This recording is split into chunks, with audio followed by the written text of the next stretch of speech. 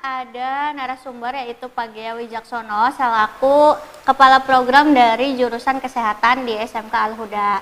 Nah, apa sih yang mau kita bahas hari ini? Nah, aku bacain dulu ya Pak Gia ya. Beberapa hal yang akan kita bahas hari ini yaitu tentang virus itu sendiri dan tentang virus corona dan pencegahannya nih Pak Gia. Nah, untuk Pak Gia sendiri gimana nih pendapatnya tentang belajar di rumah aja? Oke, assalamualaikum warahmatullahi wabarakatuh. Yang pertama saya ucapin selamat pagi untuk semua siswa-siswi SMK Al-Huda beserta guru-gurunya. Mungkin selama 14 hari dihitung dari mulai Senin yang lalu sampai Senin nanti kita berangkat tanggal 29. Saya harap semua siswa-siswi SMK Al-Huda memenuhi peraturan yang ditetapkan oleh pemerintah untuk kita isolasi diri sendiri. Karena apa? Karena agar terhindar dari penyebaran virus corona itu sendiri. Jadi saya harap patuhi aturan dari pemerintah. Bukan berarti kalian itu ini libur terus jadi kalian pergi kemana-mana. Seenaknya bukan itu. Yang pertama adalah kalian mengisolasi diri kalian sendiri untuk tetap standby di rumah masing-masing dan belajar di rumah. Mungkin seperti itu aja sih untuk siswa-siswi SMK Al-Huda dan semua rekan guru dimanapun berada. Ya, kayak gitu ya teman-teman ya. Jadi dikasih waktu belajar di rumah 14 hari itu untuk mengisolasi diri kita sendiri agar terhindar dari virus dan tidak menularkan virus ke orang lain. Kayak gitu. Jadi bukan berarti kita libur, kita bebas jalan-jalan kemanapun kita mau. Itu malah tindakan yang salah ya. Nah, yang pertama kita akan membahas tentang ciri-ciri virus nih Pak. Bisa dijelaskan kayak gimana ciri-ciri, bentuk, dan strukturnya? Oke, sebelum kita mulai itu saya jelasin dulu. Virus itu sebenarnya berasal dari bahasa Latin yang berarti varionnya itu artinya racun. Virus itu adalah racun. Untuk ciri-ciri virus itu ada berapa? Adapun ciri-cirinya yang dimiliki adalah seperti ini. Virus bersifat seperti benda hidup. Dia bersifatnya seperti benda hidup ya. Contohnya bisa berkembang biak jika dalam sel hidup. Berarti dia itu virus itu bisa berkembang di dalam sel yang hidup kayak di hewan, tumbuhan, manusia itu seperti itu. Memiliki satu asam nukleat atau DNA. Jadi dia memiliki satu DNA. Tidak ada jenis ini. Dia hanya memiliki satu. Virus bisa bersifat benda mati. Contohnya tidak melakukan metabolisme atau tidak bernapas dan tidak bergerak. Dia tidak bergerak dan tidak berbentuk kristal jika di luar sel hidup. Jadi virus itu berbentuknya kristal jika dia berada di luar sel atau di luar makhluk yang hidup. Itu kayak contoh-contoh benda mati seperti di meja, kursi, kayu dan sebagainya, itu seperti itu. Berukuran sangat kecil. Virus itu kecil ukurannya, yaitu antara 20 dan 300 nanometer.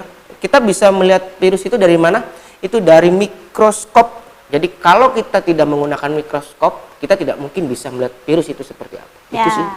Jadi ciri-cirinya itu seperti yang tadi Pak Gia sebutkan ya, bisa hinggap di benda mati ataupun benda hidup. Nah, jika dia berada di benda mati, si virus itu akan mengkristal sampai dia menemukan benda yang hidup. Benda yang hidup itu seperti jika tangan kita menyentuh handphone, menyentuh gagang pintu atau peralatan yang lainnya, itu si virusnya akan hidup lagi ke dalam tubuh kita gitu ya Pak Gia ya. Itu seperti itu. Nah, terus kalau cara hidupnya virus nih Pak kayak gimana nih? Cara bentuk virus itu yang berbentuk yang pertama itu ada kayak bentuknya kayak bentuk batang.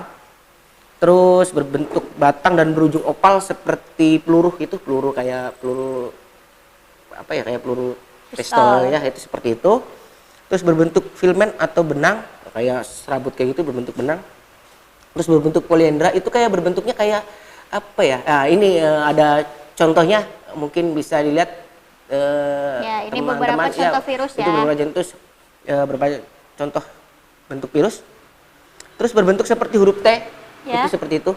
Itu contoh-contoh bentuknya virus itu seperti itu. Nah, itu harus kita itu kalau mau lihat spesifiknya ya mungkin kayak tadi saya jelasin. Harus lihat mikroskop ya Pak ya. Ya. Terus kan ini kan virus kan mengakibatkan penyakit kan. Nah, penyakit apa aja sih yang bisa ditimbulkan dari virus-virus ini Pak? Penyakitnya banyak ya. Kalau penyakit yang ditimbulkan oleh virus itu yang pertama adalah cacar, disebabkan oleh terus campak, terus AIDS, flu, influenza atau pra-influenza, flu burung, terus rabies, tatelo, mosaik itu disebabkan oleh beberapa jenis virus. Dan mungkin kalau kayak cacar, campak apa dan itu kan ada vaksinnya ya, vaksin campak itu. Kalau vaksin itu sebenarnya adalah sebuah virus yang sudah dijinakan. Nah, mungkin kalau kayak ada berapa virus yang tidak bisa disembuhkan karena vaksinnya belum ada ya. Salah satu contohnya ya kayak AIDS, terus yang lagi sekarang hit ini adalah COVID-19 ya, ya, Pak COVID-19 ya. Jadi virus itu bukan hanya ada di corona ya, ya, Pak ya. Ternyata virus itu ada banyak macamnya dan ya, menyebabkan macam-macam penyakit penyakit, juga. ya, Tapi ada beberapa yang udah ada vaksinnya dan ada yang belum seperti COVID-19 ini sendiri. Itu belum. Nah, terus sekarang kita masuk ke bagian yang paling penting nih Pak, COVID-19. COVID-19 itu seperti apa, Bapak bisa jelaskan? Virus corona ini adalah yang pertama, ini adalah sebuah keluarga virus yang ditemukan pada manusia dan hewan. Virusnya dapat menginfeksi manusia serta menyebabkan berbagai penyakit, mulai dari penyakit umum seperti flu hingga penyakit-penyakit yang lebih fatal. Itu seperti itu, manusia lebih fatal. Penyakit-penyakit yang seperti Mid-X syndrome, MARS atau Self Execution atau SARS ya, Pak ya. Ini sempat mewabah pada tahun-tahun sebelumnya ya, Pak ya. Jadi ada yang mengatakan kalau si COVID-19 ini bisa dikatakan sebagai anak dari virus MERS atau SARS ini. Ya, jadi kalau itu kita bisa berasumsi itu adalah sebuah evolusi dari MERS dan SARS. Kalau corona dan cara kerjanya hampir sama, itu seperti menyerang pernapasan, tanda gejalanya seperti influenza, seperti kayak pneumonia, itu seperti itu. Nah, untuk WHO sendiri menyatakan wabah penyakit akibat infeksi virus corona itu tipe baru untuk COVID-19 sebagai pandemi. Jadi hampir semua di seluruh dunia ini itu terkena COVID-19 ini. Itu sangat luar biasa, penyebaran virus ini sangat cepat, terutama di Eropa. Dalam beberapa hari terakhir ini penyebarannya 114 negara. Karena itu sangat luar biasa dan melebihi kejadian-kejadian seperti sebelumnya kayak MERS, terus SARS, dan kayak flu-flu yang lainnya, itu virus yang lainnya. Dan ini adalah penyebaran yang paling cepat. Untuk berapa hari pun itu sudah sangat luar biasa penyebarannya di seluruh dunia. Apalagi belum terdapat vaksinnya. Ya, apalagi belum terdapat vaksinnya. Dan lebih parah lagi kalau yang menyalahgunakan liburan ini sebagai ajang buat jalan-jalan ya, Pak. Ya, itu sangat berbahaya sekali karena pemerintah menyanangkan untuk kita standby di rumah itu bukan berarti kita itu libur sekolah terus kita jalan-jalan, enggak. Karena kita untuk mengisolasi diri kita karena masa berkembang biak virus itu pada tubuh kita itu adalah 14 hari. Ketika kita terjangkit positif, kalau kita stay di rumah setidaknya kita tidak menularkan ke siapa-siapa dan kemana-mana menjadikan virus dan itu. kita juga tidak tertular ya, Pak. Iya, kalau kita itu. Jadi tolonglah lebih bisa menjaga diri kita karena lebih baik mencegah daripada mengobati, itu seperti itu. Sekali. Selanjutnya, oh ya, gejalanya nih Pak nih, gejala terinfeksi virus corona. Sebelum kita membahas lebih lanjut tentang yang lain hal, kita bicara dulu tentang gejalanya. Bisa dijelaskan Bapak gejalanya? Gejala-gejala virus corona itu adalah gejala-gejala ringannya dan beratnya bisa dilihat dari perkembangan penyakit pada pasien. Gejala ringan antara lain itu adalah peningkatan suhu tubuh hingga lebih dari normal, yaitu 36 derajat Celcius. Jadi apa ya, tanda gejalanya itu sama seperti flu sebenarnya. Ciri-ciri awal virus corona itu batuk, letih, sesak napas dan ngilu di seluruh tubuh. Secara umum merasa tidak enak badan, jadi hampir sama kayak orang influenza, kayak flu. Jadi ada flu dan batuknya seperti itu. Dan panasnya pun awalnya itu 36 hingga berapa hari, 4 sampai 5 hari itu panas itu akan lebih tinggi. Dia akan semakin naik dengan suhu badannya itu akan lebih naik. Ya, secara jadi dari hari ke hari itu gejalanya bertambah dan bertambah iya, buruk ya Pak ya? bertambah buruk. Oke. Itu seperti itu. Ada gejala lain Pak? Gejala lain pada hari ke berapa itu hari kelima itu biasanya orang yang terkena suspek itu dia akan diare. Nah, jadi ingat ya, kita bisa jangan sampai gini untuk siswa-siswi SMK Luda, jangan sampai kita punya tanda gejala seperti batuk, letih, sesak napas dan apa dan sebagainya, terus kita berasumsi ini saya terjangkit nih. Itu belum tentu juga, karena di cuaca yang seperti ini kita bisa jadi itu adalah influenza biasa, atau kita bisa jadi ini DPD, karena ini adalah musim hujan ya, otomatis kita berhadapan bukan dengan virus corona saja, kita harus bisa menjaga kesehatan itu karena kita berhadapan dengan DBD juga, demam berdarah dengue. Itu udah pasti pada saat musim hujan seperti ini DBD itu luar biasa juga, sama seperti corona ya. Nah makanya untuk siswa-siswi SMK Luda, jadi jangan beranggapan wah ini saya gini-gini jadi ini apakah saya terinfeksi, enggak. Lebih baik ketika kita sudah ada tanda gejala batuk atau Sesak nafas. ya sesak napas atau influenza, cepat pemeriksakan diri, coba diisolasi untuk berapa hari agar agar tahu kita sakit apa. Jadi jangan sampai kita berasumsi ke orang-orang bahwa saya sakit ini seperti ini dan nanti malah menimbulkan kepanikan dan malah membuat menimbulkan imunitas kepanikan, menurun ya Pak ya. Jadi menambah parah si penyakit ya, itu. itu sebenarnya kan kalau kita panik dalam menghadapi masalah apapun, apalagi kayak ini COVID-19 ini, justru kalau kita panik maka akan semakin parah. Sebenarnya kalau kita menyikapinya secara yang penting kita hati-hati, bisa menjaga PHBS, perilaku hidup sehat dan bersih, insya Allah sih tidak akan terjadi Nah seperti Pak Gia itu. nih, kalau dikatakan panik ini kan lagi mana panik buying ya, atau Ya. segala macam dibeli nih. Pak Gia tuh menanggapinya kayak gimana sih Pak? Untuk kayak kayak panik yang seperti itu, sebenarnya untuk siswa-siswi SMK Luda atau untuk yang lainnya ya, sebenarnya untuk panik seperti itu saya rasa sih tidak usah terlalu panik dengan seperti kita harus membeli sanitizer, terus masker atau apa dan sebagainya. Karena kalau kita bisa PHBS, ketika kita bersentuhan atau bersalaman kita cepat cuci tangan menggunakan sabun dan apa dan sebagainya, itu kayaknya kita tidak perlu seperti itu sih. Jadi kepanikan itulah yang membuat kita itu menjadi kayak seakan-akan ini virus ini ada di depan kita kayak gitu. Padahal menurut saya pribadi sih, kalau kita udah ngerasa saya ini hidupnya udah sehat, udah bersih dan apa dan sebagainya, kita nggak perlu panik seperti itu. Nah, jangan sampai begini, Ibu. Jangan sampai kita panik dengan coronanya, tapi kita tidak PHBS tentang kayak membersihkan lingkungan dan apa dan sebagainya. Akhirnya apa? Kita kena dampak yang lain. Ya, itu seperti DBD DBD, ya gitu itu ya. seperti itu. Jangan sampai seperti itu. Apalagi yang ini pada waktu sekarang ini sampai bukan libur ya ini ya, isolasi diri sampai 2 minggu ya, itu yang anak-anak wah ini liburan atau apa, terus kita jadinya bebas jalan-jalan apa dan sebagainya, itu malah tambah memperparah keadaan lah. Itu bisa jadi bukannya bersih-bersih di rumah, semuanya disterilkan kayak gitu, malah jalan-jalan. Jalan-jalan itu kan perlu banyak resiko kan, bisa jadi dia tertular pas dia keluar dari daerahnya, itu kan seperti itu. Kita kan nggak tahu seperti apa di luar sana. Jadi kayak gitu ya teman-teman ya. Terus sekarang cara penyebaran virusnya nih Pak, virus itu menyebar lewat apa nih? Entah lewat percikan ketika kita bersin, batuk, atau kita memegang benda-benda yang kita nggak tahu itu bersih atau kotor. Nih gimana nih Pak? Untuk penyebaran virusnya adalah yang pertama, kita itu ketika kita bersentuhan, karena kita bersentuhan dengan orang yang terinfeksi virus itu kan kita nggak tahu ya orang yang terinfeksinya seperti apa. Yang jelas makanya kayak tadi saya jelasin, harus kita sebenarnya waspadanya bukan jadi panik ya.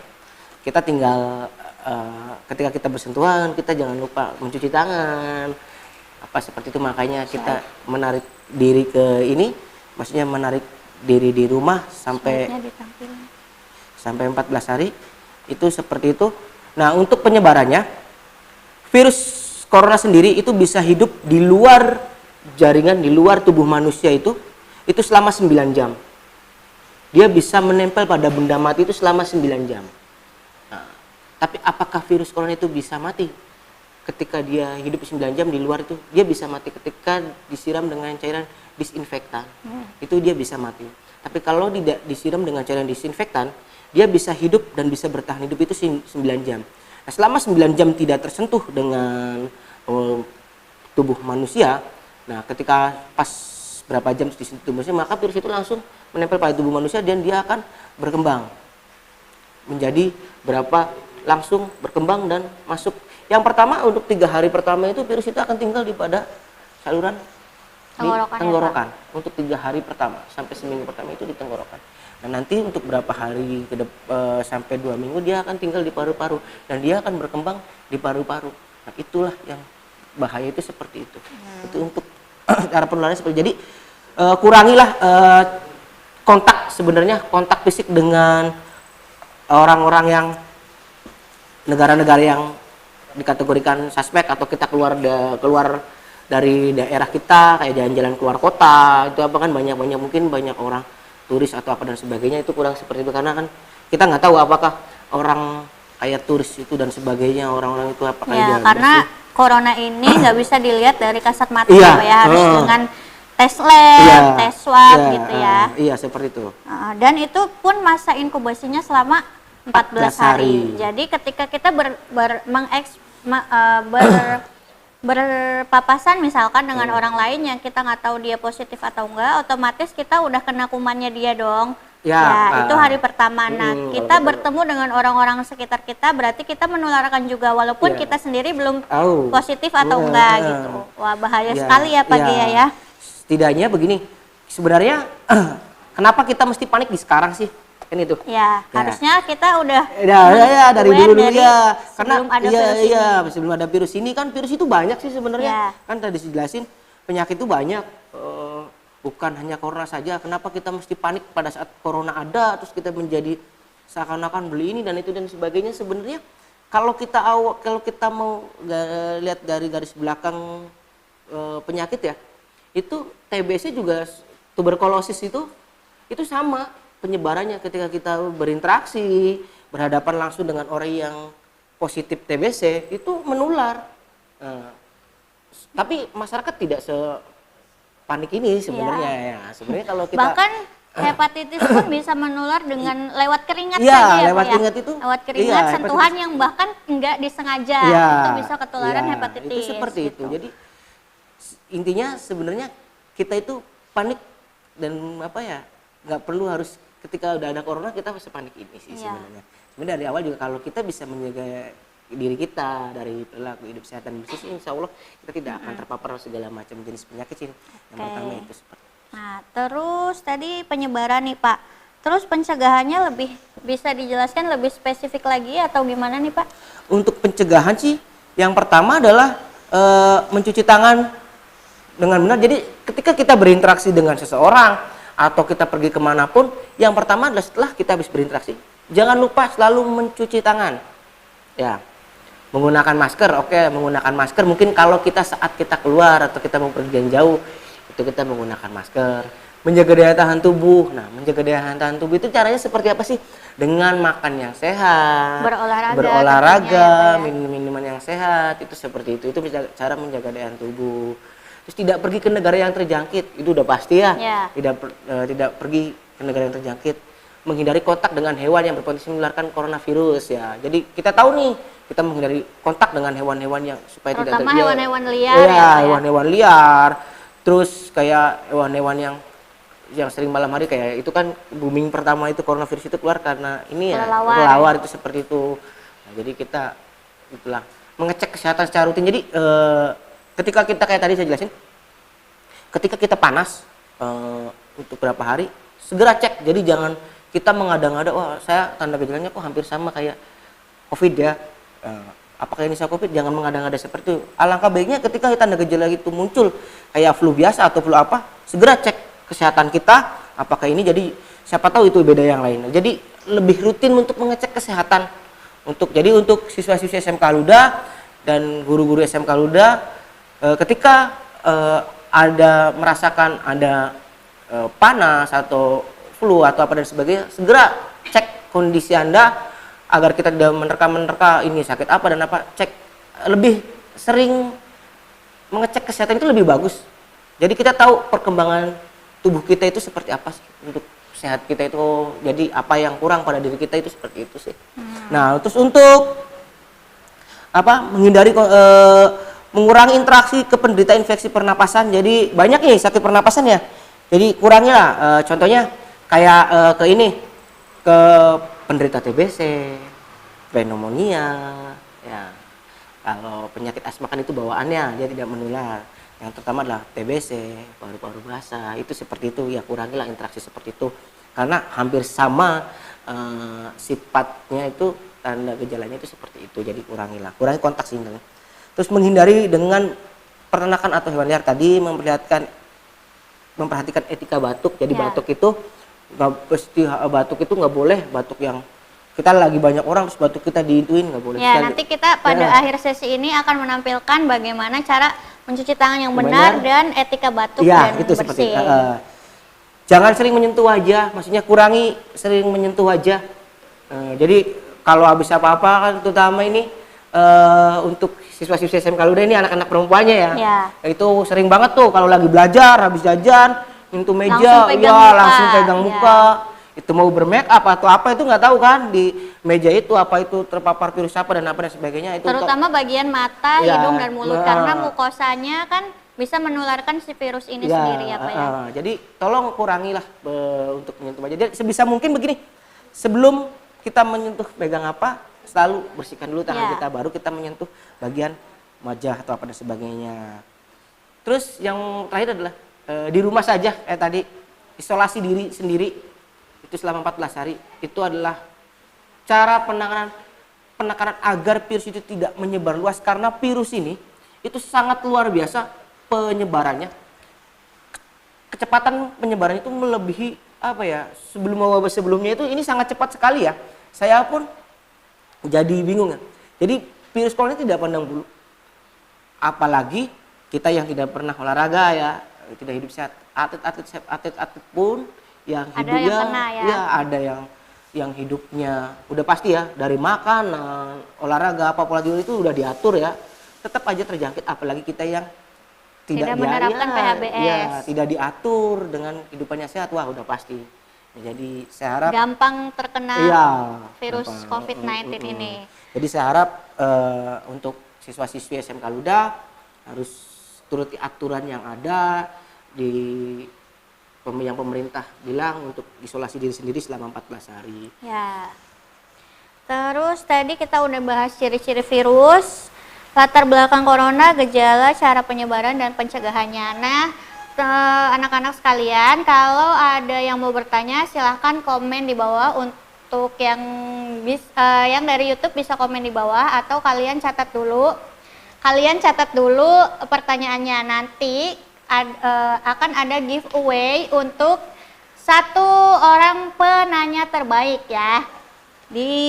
Diperhatikan dulu materi yang disampaikan sama Pak Gea, nanti ajukan pertanyaan. Oke.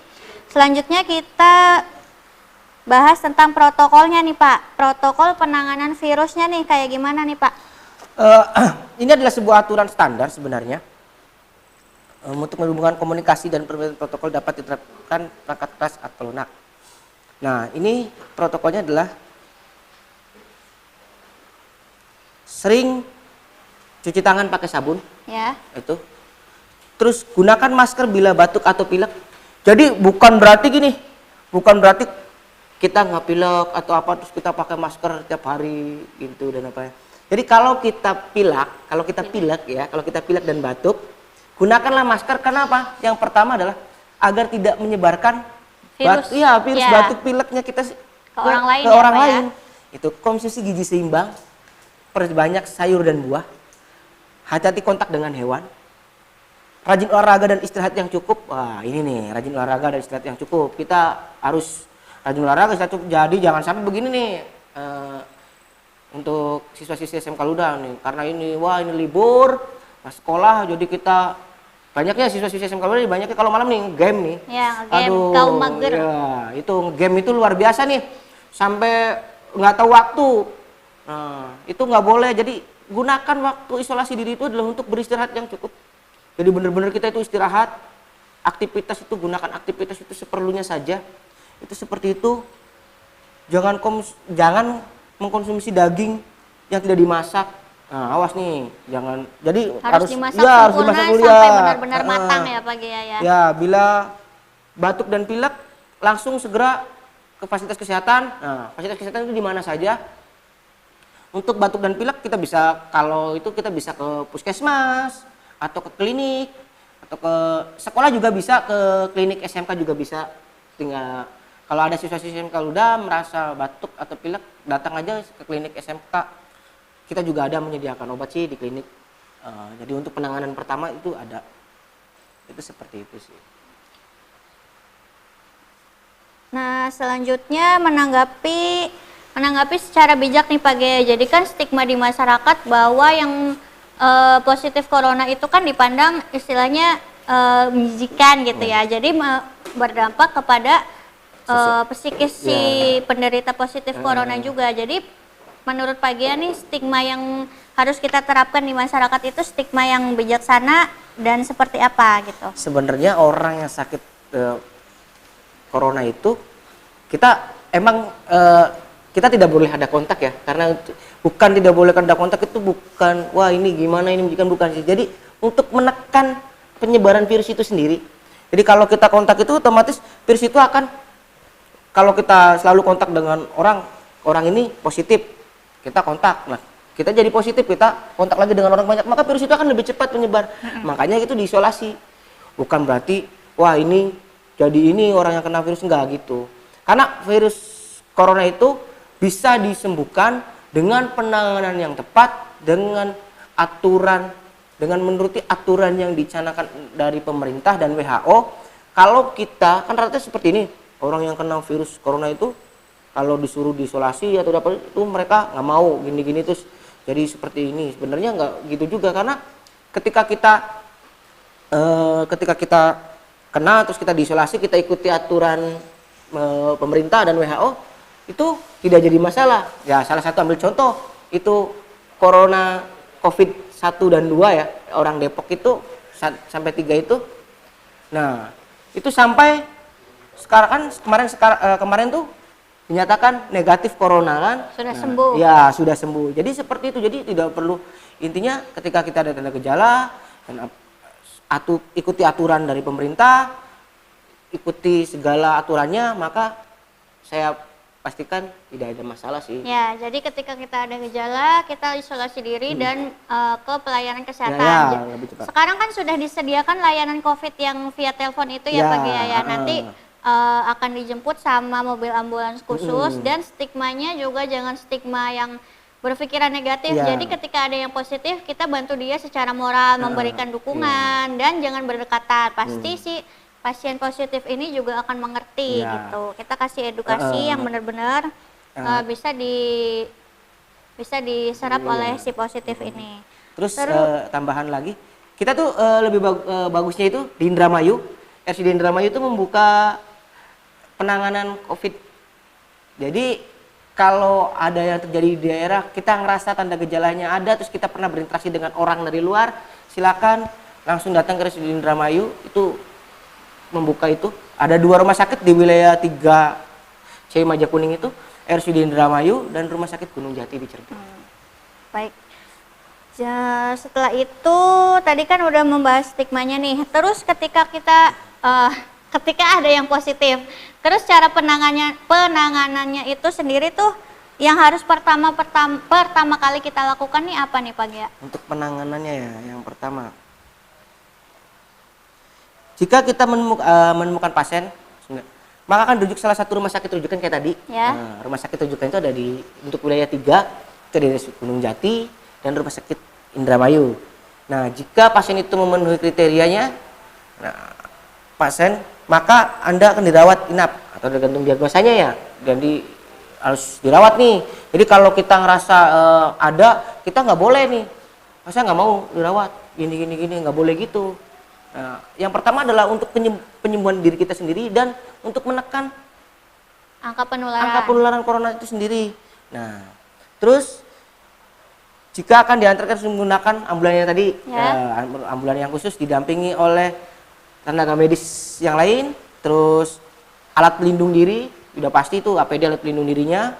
Terus DRS rujukan bagi Anda yang memenuhi kriteria pasien dalam penjagaan dalam kawasan akan dilakukan pengambilan spesimen untuk pemeriksaan laboratorium dirawat di ruang isolasi. Jadi ada jadi gini, ada rawatan khusus ya untuk penyakit ini.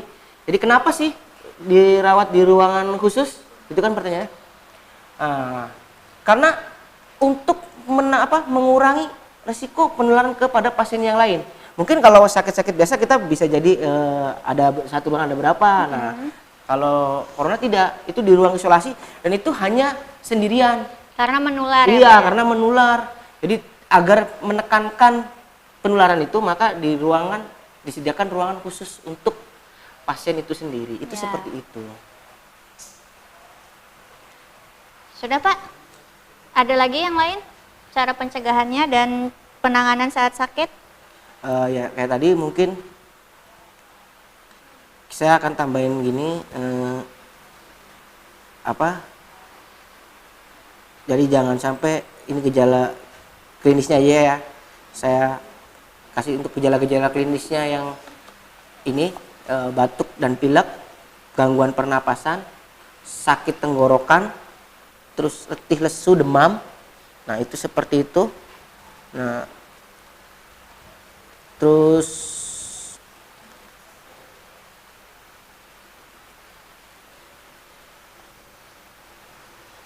nanti kita akan belajar cara batuk.